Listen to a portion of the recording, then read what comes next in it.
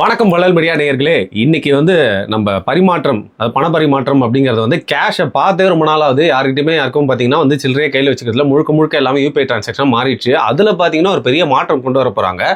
அது எப்படி இன்டெரக்டாக நம்மளை பாதிக்க போகுது, இதுக்கு பின்னணியில் என்ன இருக்குது அப்படிங்கிறது குறித்து பாரி அவர்கிட்ட கேட்டு தெரிஞ்சுக்கலாம். வணக்கம். வணக்கம். ஸோ அந்த எம்டிஆர் மேட்டரை பார்த்து எல்லாருமே கொஞ்சம் பதறிட்டு இருந்தாங்க.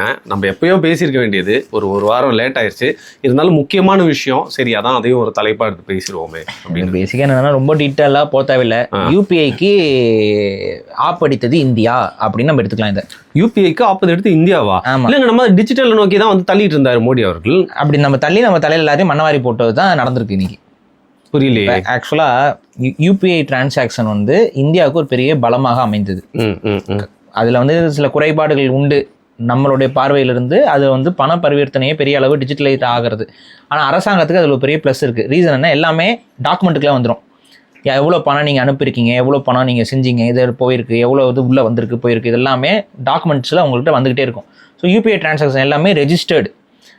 அப்போ முன்னாடிலாம் பேங்க் ஸ்டேட்மெண்ட்லாம் நம்ம எடுக்கிறோம்னா இப்போ ஈஸியாக எடுத்துடலாம். ஆனால் இன்றைக்கி பேங்க் ஸ்டேட்மெண்ட் நீங்கள் போய் எடுத்தீங்கன்னா பக்கமாக வரும். ஒரு மாதத்துக்கே பல பக்கங்கள் வந்துடும். ஸோ காரணம் என்னென்னா, இந்த யூபிஐ டிரான்சாக்ஷன் சின்ன மைக்ரோ, சும்மா 200 ரூபாய்க்கு நீங்கள் ஒரு பொருள் வாங்கினா கூட அது பதிவாகுது. அப்போ முழுக்க பணத்தோட ரெக்கார்டு என்பது அரசாங்கத்தால் ஈஸியாக வெரிஃபை பண்ண முடியும். எவ்வளோ பணம் வருது, எவ்வளோ பணம் போகுது, அப்போ இதில் வரிகள் எவ்வளோ கலெக்ட் ஆகுது, எவ்வளோ வர்த்தகங்கள் நடக்குது, இது எல்லாத்தையுமே அரசாங்கத்தால் கண்காணிக்க முடியும். ஸோ அந்த அரசாங்க பார்வையிலிருந்து யூபிஐ அவர்களுக்கு ஒரு பெரிய வரப்பிரசாதம்.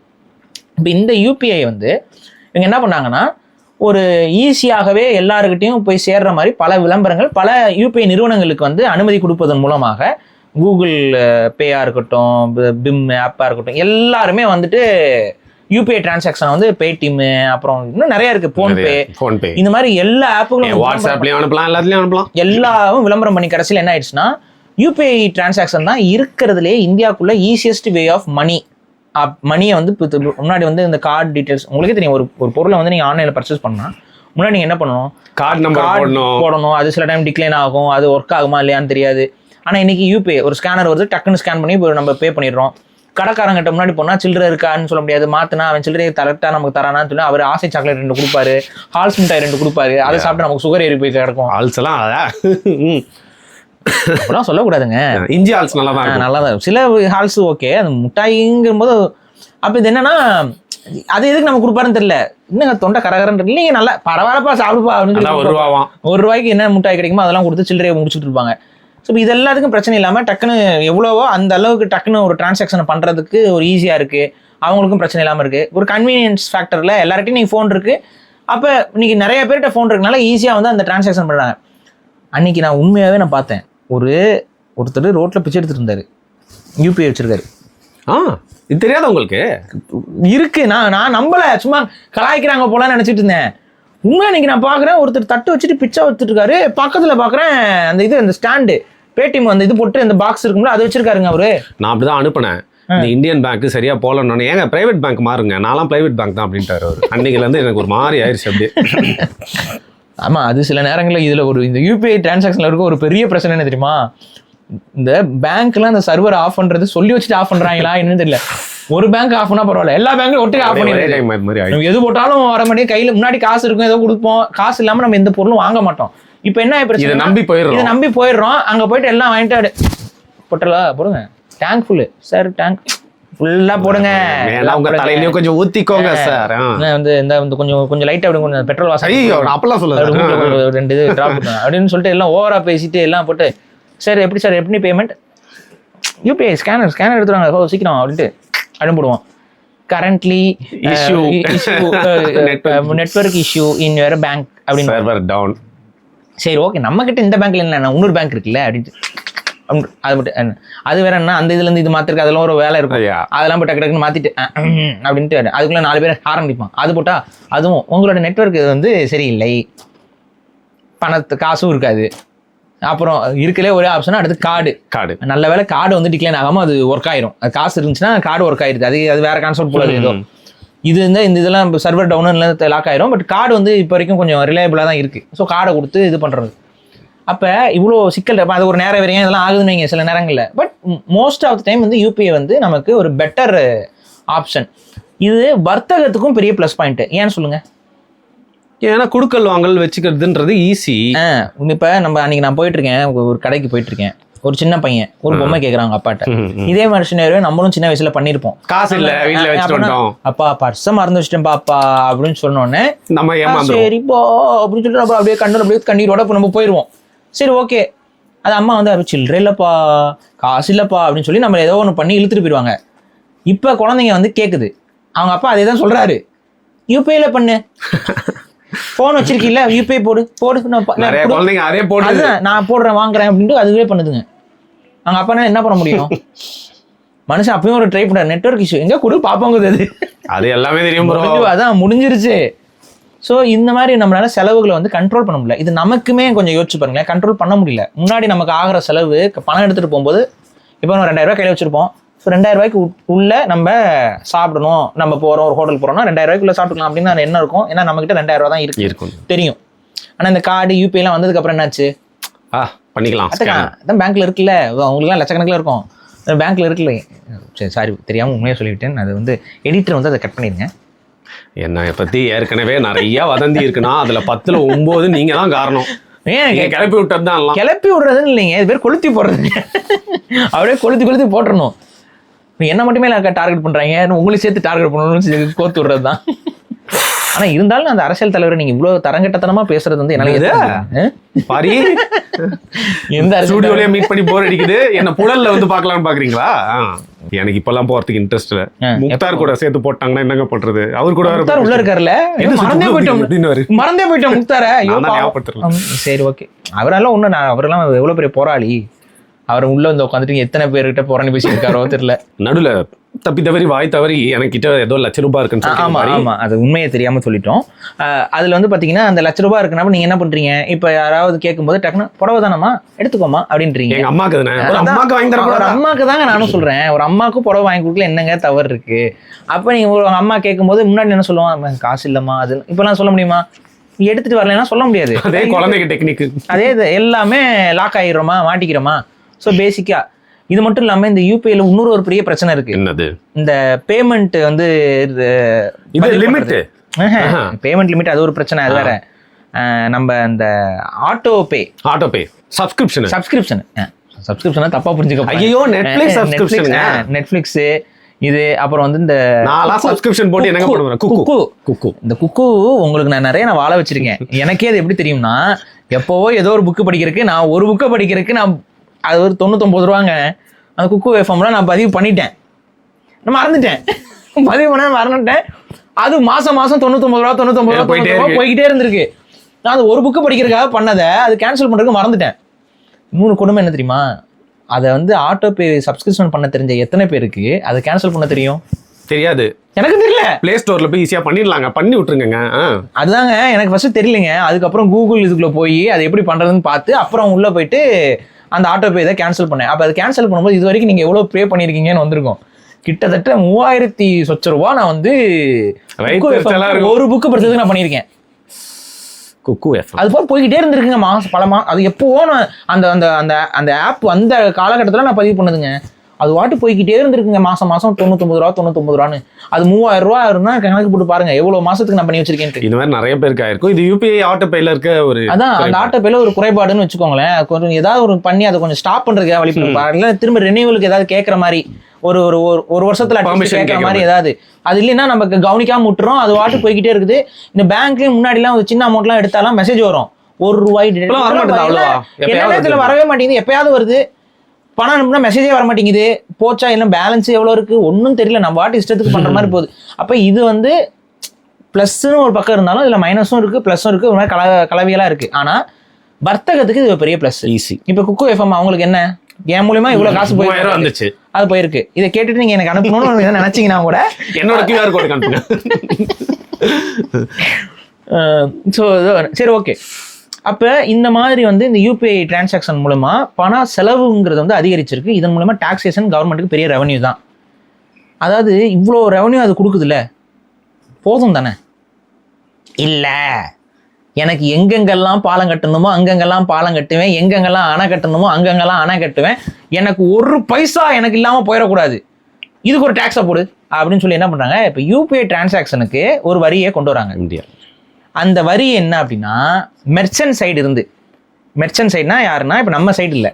இப்போ நீங்கள் ஒரு கடைக்கு போகிறீங்க, அண்ணாச்சி கடைக்கு போகிறீங்க, அண்ணாச்சி இதெல்லாம் ஆர்டர் பண்ணியிருக்கேன் அண்ணாச்சி, எவ்வளோ வருது, 2500 வருதுப்பா அப்படின்னா 2500 அண்ணாச்சி, இந்தாங்க அண்ணாச்சி யூபிஐல நான் ஸ்கேன் பண்ணுறேன் அப்படின்னு நம்ம ஸ்கேன் பண்ணுவோம். சரிப்பான்னு அவங்க ஸ்கேன் பண்ணுறதுக்கு அலோவ் பண்ணிட்டு இருந்தாங்க.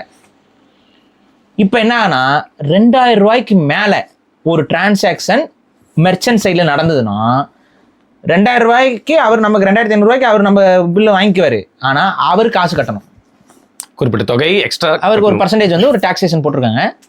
அது இன்னும் முழுமையாக நடைமுறைக்கு வரல. ஆனால் கொஞ்சம் யோசிச்சு பாருங்களேன், இப்போ அண்ணாச்சி யூபிஐ வைப்பாரு, யூபிஐ வச்சா நம்ம கிட்ட எல்லாம் எக்ஸ்ட்ரா காசு கேட்பாரு. அதுக்கும் அது நம்ம கிட்ட கேட்பாருங்க, நம்ம கொடுக்க மாட்டோம். ஏன்னா நம்ம கொடுக்க மாட்டோம். அப்போ என்ன அவர் சொல்லுவார், கேஷை கொண்டாடுவார், கேஷாக கொடுப்பாரு. இப்போ யூபிஐக்கு யார் ஆப் அடிச்சிருக்கா? கவர்மெண்ட்டே தான் திருப்பியும். இது என்ன இதை செய்யும்போது யாருமே நிர்மலா சீதாராமன் அவர்கிட்ட வந்து சொல்லலையா? இல்லை அட்லீஸ்ட் நிர்மலா சீதாராமன் யூபிஐலாம் யூஸ் பண்ணுறாங்களா இல்லையா? அவங்களுக்கு இந்த கான்செப்ட் புரியலையா? இல்ல இங்க என்ன சொல்றேன்னா பிரச்சனை என்னன்னு பார்த்தா, இப்போ இந்த ஜிபே போன்ற ஆப்ஸ் எல்லாம் இருக்குல்ல, யூபிஐ ஆப்ஸ் எல்லாமே ஃபார் எக்ஸாம்பிள் இப்போ வந்து 100%ல 84% மேல வந்து பாத்தீங்கன்னா 2000க்கு கீழே தான் இந்தியாவில் நடக்குதான். சரி, அந்த மீதி இருக்க 14-15% தான் பாத்தீங்கன்னா வந்து பெரிய தொகையா இருக்கான். சரி, அப்படி இருக்கிறப்போ நாங்க நிறைய டிரான்சாக்ஷன் ஒரு நாள் வந்து பண்ணிட்டே இருக்கோம் லட்சக்கணக்கில் எங்களோட சைட்ல இருந்து. ஸோ எங்க சர்வரை மெயின்டைன் பண்ணணும், எங்களுக்கும் பாத்தீங்கன்னா எங்களோட ப்ரோக்ராம் நடத்தணும்னா எங்களுக்கும் காசு தேவை. அதனால இந்த ஒரு மூலியமா நாங்க லாபம் ஈட்டிக்கிறோம் அப்படிங்கிற மாதிரி அந்த ஆப்ஸ்லாம், அந்த ஆப் சொல்றாங்கல்ல. நான் என்ன சொல்றேன், நீங்க என்னமோ லாபம் பண்ணிக்கோங்க. கவர்மெண்டோட ஆப் இருக்கா இல்லையா? அந்த பீம்லாம் இருக்குல்ல, கவர்மெண்ட் ஆப் தானே. நாங்க அதுக்கு காசு வாங்க மாட்டோம். இப்போ என்ன ஆகணும்? இப்போ எல்லாரும் எந்த ஆப் யூஸ் பண்ணுவாங்க? பீம் தான் யூஸ் பண்ணுவாங்க. பீம் தானே யூஸ் பண்ணுவாங்க. முடிஞ்சுதா? இந்த லாஜிக் தெரியலையா? நீங்க வச்சுக்கோங்கப்பா காசு. அதுக்கப்புறம் எவன் கூகுள் பே யூஸ் பண்ணுவான், எவன் பேடிஎம் யூஸ் பண்ணுவான், எவன் போன் பேப்பர். அப்போ அவனுக்கு இது பண்ணாம எல்லாருக்கும் இந்த காசுன்னு கொண்டு வரது யாருக்கு வேலை பார்க்கறது? இப்போ இது யாருக்கு வேலை பார்க்கறது? கவர்மெண்ட் யாருக்கு வேலை பார்க்குது? இவ்வளவுதானே விஷயம். கவர்மெண்ட் என்ன பண்ணும், இங்கே மக்களுக்கு வந்து இதுதான் சரி. இப்போ இங்க என்ன பிரச்சனை ஆகும்னா, இப்ப இந்த தனியார் நிறுவனங்களுடைய ஆசைக்கு அவங்களுடைய நம்ம எக்ஸ்ட்ராவா நான் எந்த கம்ப்ளைண்ட்டும் வைக்கல. இது யாருக்கு வேலை பார்க்கறதுன்னு நீங்களே சொல்லுங்க. இப்ப இந்த தனியார் நிறுவனங்கள் எங்களுக்கு வந்து இதுல வருமானம் வர மாட்டேங்குது, இதுல எங்களுக்கு சர்வருக்கு இந்த செலவுலாம் இருக்கு, அதனால நாங்க ஒரு காசு டிரான்சாக்ஷன் வைக்கணும் அப்படின்னா நீங்க வச்சுக்கோங்கன்னு சொல்லிட்டு போங்க, பிரச்சனை இல்லை. எங்களோட கவர்மெண்ட் ஆப்ல நாங்க அதை பண்ண மாட்டோம். ஏன்னா கவர்மெண்ட்டுக்கு டாக்ஸேஷன் ரெவன்யூ வந்துகிட்டே இருக்கு. கரெக்டா? யூபிஐ டிரான்சாக்ஷன் ஒவ்வொரு டிரான்சாக்ஷனுக்குமே அவங்களுக்கு டாக்ஸேஷன் இருக்கு. இதன் மூலமா தொழில் அதிகரிக்குது, வியாபாரம் அதிகரிக்குது, வருமானம் அதிகரிக்குது, செலவு நம்ம அதிகமா செலவு பண்றோம், மணி ஃப்ளோ அதிகரிக்குது. இது எல்லாமே டாக்ஸபிள். கவர்மெண்ட் எல்லாத்துக்குமே தானே டாக்ஸ் போடுது. அப்ப டாக்ஸபிள் ரெவன்யூ அதிகரிக்குதுங்கும் போது அது நமக்கு பிளஸ் பாயிண்ட் தானே. அது அந்த வருமானம் அதுக்கு வந்துருச்சு. அதை வச்சு பிம்மை நடத்திக்கிட்டோம். ஸோ நாங்கள் பிம்ல நாங்கள் எதுவும் பண்ணலைங்க.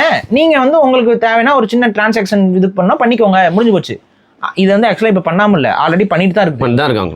ஆல்ரெடி வந்து இன்னைக்கு இந்த சட்டம் வரதுக்கு முன்னாடியே கூகுள் பே மற்றும் பல நிறுவனங்கள் வந்து ஆன்லைன் ரீசார்ஜ் போன்ற விஷயங்களுக்கு எக்ஸ்ட்ரா பே பதிவு பண்ணிட்டு தான் இருக்கிறாங்க.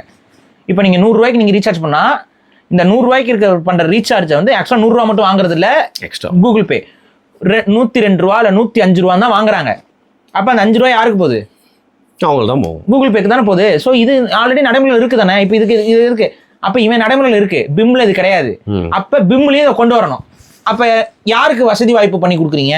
அவங்களுக்கு பிரைவேட்டுக்கு வசதி வாய்ப்பு பண்ணி கொடுக்குறதுக்கு எல்லாரும் வந்து இனிமேல் காசு நாங்கள் கலெக்ட் பண்ணுவோம். 2000 ரூபாய்க்கு மேலே டிரான்சாக்ஷன் போச்சுனாவே வந்து மெர்ச்சன்ட் சைட்ல இருந்து டாக்ஸ் போடணும் அப்படின்னா இங்க எங்க வந்து விடும்? மொபைல் ஆப்ரேஷன்லேயே தான் பண்ணாங்க. பிஎஸ்என்எல் ஃபுல்லாக கவுத்து விட்டு மற்ற எல்லாத்தையுமே வந்து அப்போ பிம்மை கவுத்து விட்டுட்டு அடுத்து எல்லா பிரைவேட் கம்பெனிக்கும் நீங்கள் ஆதரவாக நிற்கிறதன் மூலமாக என்ன ஆகும்னா பேசிக்காக யூபிஐக்கே பேக் ஃபயர் இது.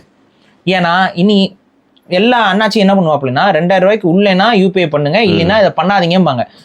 மோஸ்ட் ஆஃப் பேர் என்ன பண்ணுவாங்கன்னா 2000 ரூபாய்க்கு மேலே இன்னைக்கு விலைவாசி ஏறி போச்சு. காய்கறி வாங்கினாவே 2000 ரூபாய் பில் வருது. ஒரு வாரத்துக்கு போய் காய்கறி ஒரு கடையில போய் வாங்கிட்டு வாங்களேன், எவ்வளவு பில்லு வரும்னு பாருங்களேன். வந்துருது. எப்படி நம்ம ரொம்ப கம்மியா எடுத்தா கூட பொருள்லாம் டப்பு டப்புன்னு விலை ஏறி போச்சு இன்னைக்கு. நம்ம ஏதாவது ஸ்நாக்ஸ் ஐட்டம் 2 எடுத்து உள்ள பாக்கெட்ல போட்டோம்னா கடைசியில பார்த்தா அது பார்த்தா 200 ரூபாங்க 250 ரூபாங்கிறான், முடிஞ்சு போச்சு. சிப்ஸ் டப்பாலாம் 100 ரூபா போடுறான். விலைவாசி ஏறி போச்சு. அதனால வந்து எல்லாம் போட்டோம்னா இன்னைக்கு வந்து 2000 ரூபாய்க்கு கம்மியாலாம் யாரும் இங்க வந்து பொருள் வாங்குறது ரொம்ப குறைஞ்சிருச்சுன்னு வைங்களேன். அப்போ ஆட்டோமேட்டிக்காக என்ன ஆகும்? அண்ணாச்சி என்ன பண்ணும்? 2000 ரூபாய்க்கு ஒரு பில்லு, 2000 ரூபாய்க்கு ஒரு பில்லு பண்ணிட்டு இருப்பாங்களா? 2000 ரூபாய்க்கு கம்மியாக பில்லை எத்தனை பில்லாக பிரிச்சு போடுவாங்க? ஸோ ஆட்டோமேட்டிக்காக அப்படி இருந்தாலும் நமக்கு யூபிஐ டிரான்சாக்ஷன் லிமிடேஷன் இருக்கு. எத்தனை டிரான்சாக்ஷன் ஒரு கணக்கு இருக்குல்ல, அன்லிமிட்டெட் கிடையாது இது. இது இப்போ வரைக்கும் எங்கள் பேங்க்லாம் எவ்வளோ டிரான்சாக்ஷன் எவ்வளோ லிமிட் அதை மாற்றிக்கிட்டே இருக்காங்க. முன்னாடிலாம் எனக்கு 20,000 ரூபாய்க்கு மேலே தாண்டி போகாது. சரி, இப்போ பார்த்தா 1 லட்ச ரூபாய்க்கு வரைக்கும் அளவு போகுது. ஆனால் 1 லட்ச ரூபாய்க்கு மேலே ஒரு நாளைக்கு டிரான்சாக்ஷன் இல்லை.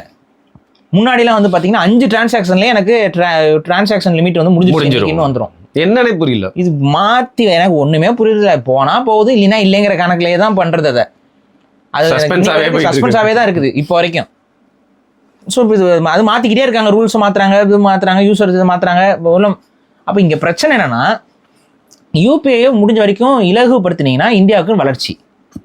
ஆனால் யூபிஐயை நீங்கள் இலகுபடுத்தாமல் இந்த தனியார் நிறுவனங்களுக்கு நல்லது செய்கிறேங்கிற பேரில் இந்த மாதிரி வந்து டிஃபிகல்ட்டியை உருவாக்குனீங்கன்னா ஆட்டோமேட்டிக்காக யூபிஐ பயன்பாடு ரெஸ்ட்ரிக்ட் ஆகும்.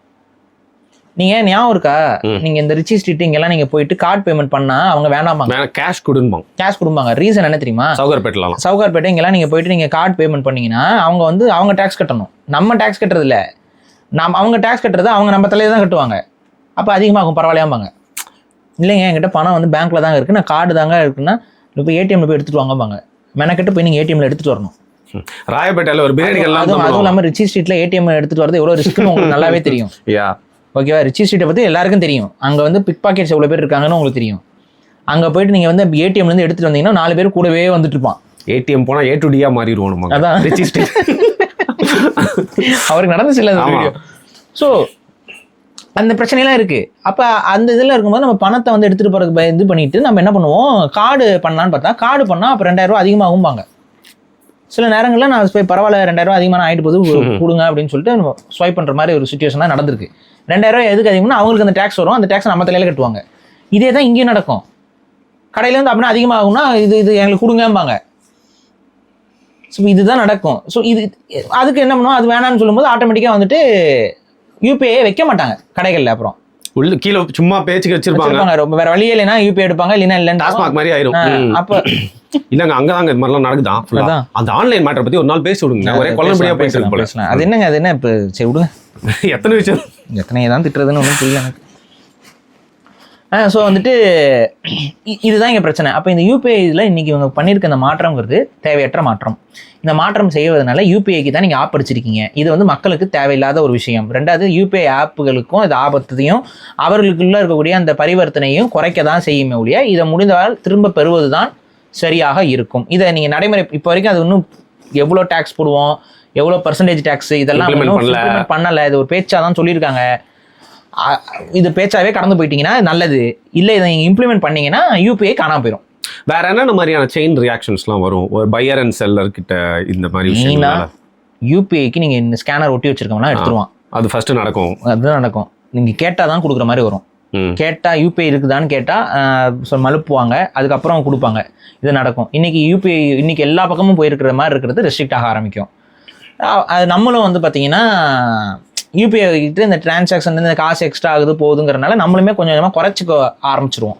இதுதான் நடக்கும். இப்போ இதை நீங்கள் அலோவ் பண்ணீங்கன்னா அடுத்து பர்சனல் டிரான்சாக்ஷனுக்கும் காசு பிடிக்க ஆரம்பிப்பாங்க. இப்போ வரைக்கும் என்ன சொல்லியிருக்காங்க, இப்போ நான் உங்களுக்கு ஒரு அமௌண்ட் கொடுக்குறேன், நீங்கள் எனக்கு ஒரு அமௌண்ட் கொடுக்குறீங்கன்னா அதுக்கு வந்து இல்லையா பர்சன் டு பர்சன் இப்போ இல்லை. ஆனால் இப்போ நீங்கள் பர்சன் டு மெர்ச்சன்ட் இருக்கும்போது மெர்ச்சன்ட்டுக்கு நீங்கள் வரி போடுறீங்க அப்படின்னா நாளைக்கு பர்சன் டு பர்சன்லேயே காசு வேணும்னு நினைப்பான். அப்போ யூபிஐ டிரான்சாக்ஷனுங்கிறதே ஒரு போகஸாக போய் நிற்கும். கரெக்டா? இன்னைக்கு இதுக்கு எக்ஸாம்பிள் இதெல்லாம் அப்படி ஆகாதுன்னு சொல்லாதீங்க. ஏடிஎம்ங்கிறது என்ன, எப்போ வேணால் பணம் போய் எடுத்துக்கலாம் அப்படின்னு தானே ஏடிஎம் கொண்டு வந்தீங்க. ஏடிஎம் இன்னைக்கு பயன்படுத்துறதுக்கு பேங்க் சார்ஜ் பண்ணுறாங்களா இல்லையா? ஏடிஎம்மும் கம்மியாயிடுச்சு. இன்னைக்கு ஏடிஎம் பயன்படுத்துறதுக்கு பேங்க் சார்ஜ் பண்ண ஆரம்பிச்சாங்கல்ல. இப்போ என்ன ஆச்சு, ஏடிஎம்ல இப்போ பணம் எடுக்கிறதுலாம் அப்படியே குறைஞ்சிக்கிட்டே போதா? ஆனால் ஒரு குறிப்பிட்ட அமௌண்ட்டுக்கு மேலே நீங்கள் ஏடிஎம்ல பணம் எடுத்தீங்கன்னா இப்போ சார்ஜ் பிடிக்கிறாங்க. இது வந்து நின்றுச்சா? ஆரம்பத்தில் இது இல்லையா, இது இப்போ வந்துருச்சா? இதே மாதிரி இன்னைக்கு நீங்கள் இந்த இம்ப்ளிமெண்ட் பண்ணீங்க அப்படின்னா மெர்ச்சன்ட்டுக்கு வந்து இந்த மாதிரி டாக்ஸேஷன் எக்ஸ்ட்ரா பண்ணீங்கன்னா ஆட்டோமேட்டிக்காக பர்சன் டு பர்சன் P2P டிரான்சாக்ஷனுக்கும் நீங்கள் வந்து காசு பிடிக்க ஆரம்பிப்பாங்க. அப்போ என்ன ஆகும், பணத்தை அனுப்புறதுலையுமே சிக்கல் வந்து நிற்கும். அப்போ எல்லாருமே அப்போ இது என்ன ஆயிரும்னா என்னோட பணத்தை நான் இன்னொருத்தருக்கு கொடுக்கறதுங்கிற இடத்துல நீ ஒரு வரியை புடுற மாதிரி ஆயிப்போம். பரிமாற்றமே வந்து பெரிய அளவுக்கு இது நம்ம பொருளாதாரத்தையும் ஆக்சுவலா வந்து பரிமாற்றமே இருக்காதுன்னு இல்லை. உட்காந்துட்டு திம்பானுங்க இந்த பேங்க்ஸ் எல்லாம். ம். புரியுதா? இந்த ஒரு ஏங்க ஒரு ஏடிஎம்க்கு சார்ஜ்னா அது நீங்க கொஞ்சம் யோசிச்சு பாருங்க, எத்தனை பேர் ஏடிஎம்ல காசு எடுப்பாங்க இந்தியா முழுக்க? கொஞ்சம் கணக்கு பண்ணி பாருங்களேன். ஒரு நாளைக்கு இந்தியா முழுக்க பேங்க்ல இருந்து எத்தனை பேர் ஏடிஎம்ல பணம் எடுப்பாங்க? பல லட்சம், பல கோடியம் கோடி இருக்கும். பல கோடிகள் வந்து ஓடிக்கிட்டு இருக்கும். இப்போ இந்த பல கோடி வந்து ஒரு பேங்க்லயே இருக்கும். கரெக்டா? ஒரு பேங்கோட டிரான்சாக்ஷனே ஒரு நாளைக்கு வந்து பல கோடி இருக்கும். இப்போ இந்த பல கோடி டிரான்சாக்ஷனுக்கு நீ ஒவ்வொரு ஏடிஎம் சார்ஜஸ்க்கு சார்ஜ் பண்ணிட்டு இருக்கேன்னா எந்த விதமான முதலீடும் இல்லாமல் பேங்க்ஸ், இந்த தனியார் வங்கிகளும் பேங்க்குகளும் எவ்வளவு சம்பாதிக்கிறாங்கன்னு பாருங்க. இது யார் காசு? யார் எடுத்துக்கிறது? புரியுதா நான் சொல்றது? இதெல்லாம் வந்து அரசாங்கம் சரி செய்யலைன்னா இது வந்து என்னன்னாங்க, பெரும் முதலாளிகளை இன்னும் சம்பாதிக்க வைக்கிறதுக்கான வழிமுறைகளை சில புரோக்கர்கள் செய்வது போல தான் இருக்குது. இது புரோக்கர் அரசியல் தான். இது பேசிக்காக அப்படி தான் இது நம்ம பார்க்குறோம்.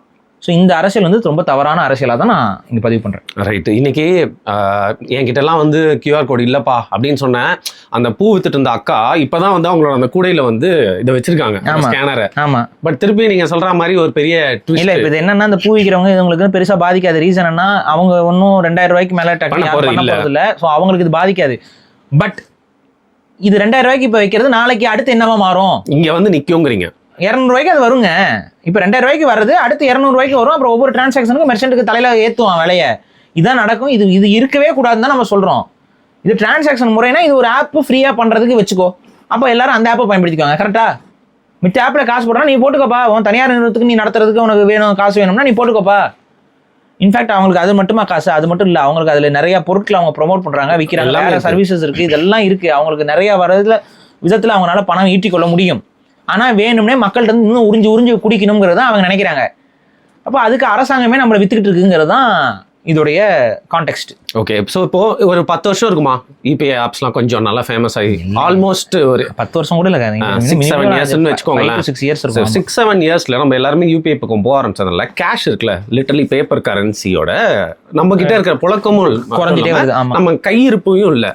ஸோ இந்த பேசிக்கா இந்த ரிசர்வ் பேங்க் எப்படி அதை வந்து இது பண்ணிருப்பாங்க, பேலன்ஸ் ஆயிருக்கும்? இப்போ திருப்பியும் ஏதாவது ஒன்று நடக்கும். நான் சொன்னது போலவே மக்களிடம் பணம் இல்லை அப்படிங்கிறது வந்து டோட்டல் கண்ட்ரோல்.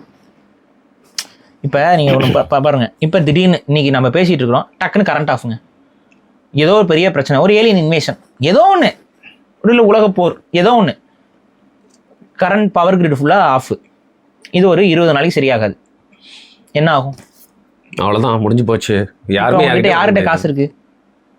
எங்கே போய் பணம் எடுப்பீங்க? ஏடிஎம் ஒரு நாளைக்கு இது வேலை செய்யும், 2 நாளைக்கு வேலை செய்யும், 3 நாளைக்கு வேலை செய்யும், அதை மாதிரி தீந்துரும். எல்லா டிரான்சாக்ஷன் கட் ஆயிரும். அடுத்து யார் கையில் பணம் இருக்கும்? பேங்க் கிட்ட மட்டும்தான் இருக்கும். பேங்க் கிட்டே எப்படி இருக்கும்? பேங்க் கிட்டே இருக்கும்னா அது எப்படி கொடுப்பான், எப்படி இது பண்ணுவான்? எல்லா டிஜிட்டல் டிரான்சாக்ஷன் எல்லாம் லாக் ஆகி நிற்கும். ஸோ முடிஞ்சது சொல்லி. இது நல்லது தானே ஓரளவுக்கு, நம்மளுக்கு இந்த மாதிரி ரிவர்ஸ் ஆகுறது. ஏங்க இது ரிவர்ஸ் ஆகுறதுங்கிறது வேறங்க. இதுல ரிவர்ஸ் இல்லையே. இதுல வந்து வரியை போட்டு அதுல திருட்டுத்தனமா இது. இப்ப நீங்க பழக்கப்பட்டுட்டீங்க. இப்ப யூபிஐ வேண்டாம்னு போனாலும் நீங்க எல்லாம் வேற வழி இல்லாம பண்ண ஆரம்பிப்பீங்க. யூபிஐல ஸ்டார்டிங்ல ஜிபேல நம்மளுக்கு எவ்வளவு கிஃப்டா கொடுத்தாங்க, எதுவுமே வருது. ஆமா, இப்ப நீங்க பழக்கப்படுத்திட்டீங்க எல்லாருக்கும். இப்போ பழக்கப்பட்ட ஒரு விஷயத்துல இப்படி வரியை கொண்டு வர்றது மக்களை உறிஞ்சு பிழைக்கிறதா தான் பார்க்க முடியுமா ஒழிய, இப்போ யூபிஐ வேண்டான்னு நீங்க எத்தனை பேர் நீங்க தூக்கி போட்டு போறீங்க? தூக்கி போட்டு போறது கரெக்ட். ஆனா தூக்கி போட்டு போற சிச்சுவேஷன் நமக்கு இருக்கா? இப்ப பிராக்டிகலி முடியாது. அவ்வளவுதான். இங்க இல்லைன்னா ஏடிஎம் நீ காசு கட்டணும், ஏடிஎம் இல்லைன்னா இங்கே காசு கட்டணும். அப்புறம் எல்லா பக்கமும் ஸ்கெட்ச் வச்சு லாக் பண்ணி நம்ம உழைத்து சம்பாதிக்கிற சம்பாத்தியத்தை எல்லாத்தையும் உறிஞ்சு குடிக்கிறதுக்கு சம்பந்தமே நம்மளோட உழைப்புக்கும் நம்மளோட வருவாய்க்கும் எந்த தொடர்பும் இல்லாம எங்கேயோ ஒருத்தன் உட்காந்து உறிஞ்சு குடிக்கிறானே, அதுக்கு அரசாங்கம் துணை போகுது. இதை தான் நம்ம கேள்வியா கேட்கிறோம். இன்னொன்று என்னன்னா, என்றைக்குமே பணம் கையில் வைத்து கொண்டு வர்த்தகம் செய்வது கரெக்டு. அது ஒரு எந்த ஒரு பிரச்சனைக்கு இருந்தாலும் எப்பவுமே வீட்டில் ஒரு அமௌண்ட் வந்து கையில் தனியாக வச்சுக்கிறது. நான் எப்பவுமே கையில் ஒரு பர்ஸில் ஒரு பணம் வச்சிருப்பேன். நம்ம அப்பா அம்மா சொல்லிட்டே இருப்பாங்க, இங்கே வைக்கிறது இல்லை, நான் பர்ஸே வச்சிடலங்க. ஆனால் நான் வச்சிருப்பேன் எப்பவுமே. ஏன்னா எனக்கு நல்லா தெரியும், எங்கேயா நம்ம போய் சாப்பிடுவோம், ஏதாவது ஒன்றா வந்து சப்போஸ் வந்து யூபிஐ ஒர்க் ஆகலை, கார்டு ஒர்க் ஆகலை, பேங்க் ஒர்க் ஆகலை, ஏதோ ஒன்று ஒர்க் ஆகலைன்னா அசிங்கப்பட்டு போயிடக்கூடாதுங்கிறதுக்காக நான் எப்பவுமே ஒரு எமர்ஜென்சி அமௌண்ட் என் பாக்கெட்டில் இருக்கும், நான் வச்சுருப்பேன். அது மாதிரி எப்பவுமே உங்கள் வீடுகளில் ஒரு எமர்ஜென்சி அமௌண்ட்டுங்கிறத ஒரு அமௌண்ட்டை வச்சுக்கிறது தான் சேஃப்டி. அதை நம்ம எல்லாருமே ஃபாலோ பண்ணணும். அது ஒவ்வொருத்தவங்க வீட்லையும் வச்சுருப்பாங்க, வச்சுக்கணும். வைக்காமல் இருந்தீங்கன்னா அதை வந்து வச்சுக்கோங்க. அதே போல் கையிலையோ பாக்கெட்லேயோ ஒரு வெளியில் போகிறோம்னா ஒரு 5000 வச்சுருக்குன்னா 5000 உங்கள் செலவுக்கு தகுந்த மாதிரி. இப்போ நீங்கள் வந்து ஒரு கணிசமான அமௌண்ட் நீங்கள் எவ்வளோ செலவு பண்ணுறீங்க பொறுத்த வரைக்கும் அதை நீங்கள் வச்சுக்கணும். அது எப்பவுமே உங்கள் கையில் இருக்கணும். ஏன்னா அது அது வந்து நமக்கு ஒரு சேஃப்டி. ஸோ இதை மனசில் வச்சுக்கணும். ரைட். இப்போது இந்த விஷயத்தை பேசினதுனால ஒரு வாரத்துக்கு முன்னாடி நான் ஒரு செய்தி பார்த்தேன், அதையும் பேசி முடிச்சிடலாம்னு நினைக்கிறேன்.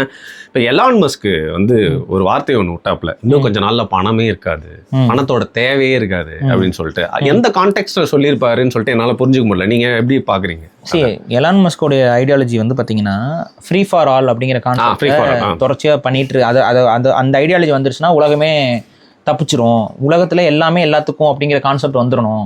அப்படி வந்துட்டா அது வந்து தப்பிச்சுக்கும் அப்படிங்கிற மாதிரி அவருடைய பாயிண்ட் ஆஃப் வியூவில் அது வந்து வர்த்தக மையங்களும் அதை அனுமதிக்காது. அது எலான் மஸ்கே பண்ண மாட்டாப்ல. எலான் மஸ்கே ஸ்டார்லிங்க் எல்லாருக்கும் பாரு காசு வாங்காம ஸ்டார்லிங்க் கொடுக்க போறாரு. உனக்கு இப்போ ஊருக்குள்ள பிரச்சனை பண்ணணும்னா மட்டும் நீ ஸ்டார்லிங்க் எல்லாருக்கும் இலவசமாக கொடுத்துட்டு போயிடுவேன். ஆனால் ஸ்டார்லிங்க்குக்கும் ஒரு இன்வெஸ்ட்மெண்ட் இருக்கு, அதுக்கு ஒரு பொருள் வாங்கணும், அதை வீட்டில் வைக்கணும், அதுதானே கணக்கு. ஸோ இது எப்படி இருந்தாலும் வர்த்தகம்ங்கிறது மனித சமூகத்துடைய பொருளாதாரம் கட்டமைப்பில் இருந்துக்கிட்டே தான் இருக்கும். அது மனித சமூகத்துக்கு மட்டும் இல்லை, உலக நாடுகள் அதாவது மனித சமூகம் இப்போ உலகத்தில் பிரபஞ்சத்தில் சில சிவிலைசேஷன்ஸ் இருக்குன்னு வச்சுக்கோங்க, ஒரு ஏலியன் சிவிலைசேஷனோ ஏதோ, எல்லாத்துலேயுமே இந்த பரிவர்த்தனை என்பது இருக்கும். இது குளோபல் கூட சொல்ல முடியாது, நியதி. இது வந்து யூனிவர்சல் ட்ரூத், சரியா? யூனிவர்சலான ஒரு வர்த்தகம் என்பதும் இருக்கும், இதுலேருந்து மாறாது. பட் இவர் சொல்கிறது என்னென்னா, இப்போ ஃப்ரீ எனர்ஜின்னு ஒன்று வந்துருச்சுன்னா என்ன ஆகும்? யோசிச்சு பார்க்க முடியலையே. எனர்ஜி ஃப்ரீ ஆயிடுச்சு, எல்லாருக்கும் எனர்ஜி கிடைக்குதுங்கிற மாதிரி ஒரு சுச்சுவேஷன் வந்துருச்சு, அதுக்கான ஒரு டிவைஸ் வந்துருச்சு அப்படின்னா எனர்ஜி எல்லாருக்கும் ஃப்ரீ ஆயிரும். ஸோ மணியோடைய தேவை வந்து குறைஞ்சிக்கிட்டே போகும் அப்படிங்கிறது அவருடைய கான்செப்ட், அதோட கான்செப்ட். பட் நான் என்ன சொல்றேன்னா, அந்த இடத்த வேற ஒரு விஷயம் வந்து நிரப்போம். அந்த இதை கண்ட்ரோல் பண்றதுக்கு ஒருத்தர் இருப்பான், அவன் வந்து ஏதாவது ஒரு சார்ஜஸ் பண்ணித்தான் அதை கொடுப்பான். ஸோ இதுதான் வந்து நியதி. பட் அவர் வந்து அதை வந்து இன்னும் புரிஞ்சுக்காம அவர் வந்து ஃப்ரீ ஃபால் ஆல்னு அவர் அந்த ஒரு அப்சல்யூட் இதுக்கு அவர் பேசிக்கிட்டு இருக்காப்புல, கிங்டம் ஆஃப் ஹெவன் ரேஞ்ச் பேசிக்கிட்டு இருக்காப்புல. அது பட் அது சாத்தியப்படாதுங்கிறீங்க. Right, okay. யூபிஐ பற்றி பேசினால இதையும் பற்றி பேசி வந்து புரிஞ்சுக்கணும்னு நினச்சேன். ரொம்ப ஒரு முக்கியமான டாபிக். பார்க்கலாம் அரசாங்கம் என்ன பண்ணுறாங்க அப்படிங்கிறத. மிக்க நன்றி பாரு. நன்றி.